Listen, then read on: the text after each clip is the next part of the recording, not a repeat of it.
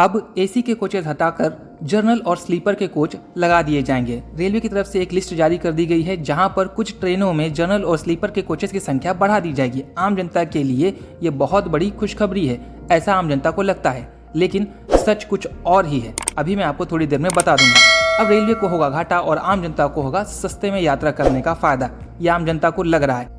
लेकिन क्या आम जनता को सीटें मिलेंगी? ऐसा तो नहीं कि एजेंट ही इसका फ़ायदा ले जाएंगे और आम जनता वैसे के वैसे ही रह जाएगी। दोस्तों, सच बात यह है कि अगर स्लीपर के कोचेज़ बढ़ाए जाएंगे और एसी के कोचेज़ घटाए जाएंगे तो जितने भी कोटा हैं, जैसे कि विकलांग कोटा, महिला कोटा, बुजुर्ग कोटा, डिफेंस कोटा या फिर कह लीजिए आपका वीआईपी कोटा, ये जितनी भी सीटें हैं या फिर तत्काल, प्रीमियम तत्काल, उन सब की भी सीटें बढ़ेंगी। जब वो सब सीटें बढ़ेंगी तो आम जनता को कम ही सीटें मिलेंगी। अगर 100 सीटें बढ़ रही हैं तो आम जनता के हाथ में केवल 20 सीटें आएंगी। हाल वही रहेगा, वेटिंग में ही यात्रा करनी पड़ेगी। बहुत से लोग खुश हो जाएंगे कि हाँ भैया, अब हम सस्ते में यात्रा कर लेंगे।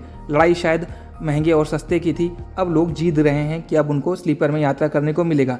यहाँ पर बात ये थी या फिर मुहिम ये चल रही थी कि लोगों को ज़्यादा ट्रेनों की ज़रूरत है, ना कि उन्हीं ट्रेनों में कोचेज़ में फेरबदल करके जनता को बेवकूफ़ बनाया जाए।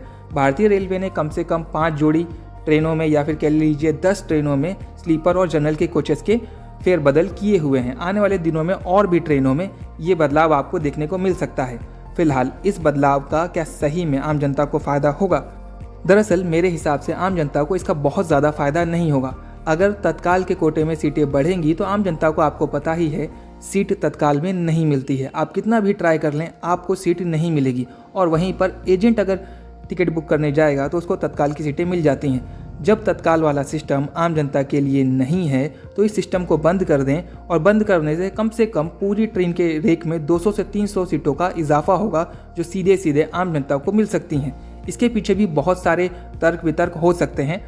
अगर देखा जाए तो तत्काल आम जनता के लिए है ही नहीं, ना आम जनता को सीट मिलती है तत्काल में, और तत्काल वाली सीटें सबसे ज़्यादा निकाल दी जाती हैं जब 120 दिन पहले ट्रेन का रिजर्वेशन शुरू होता है।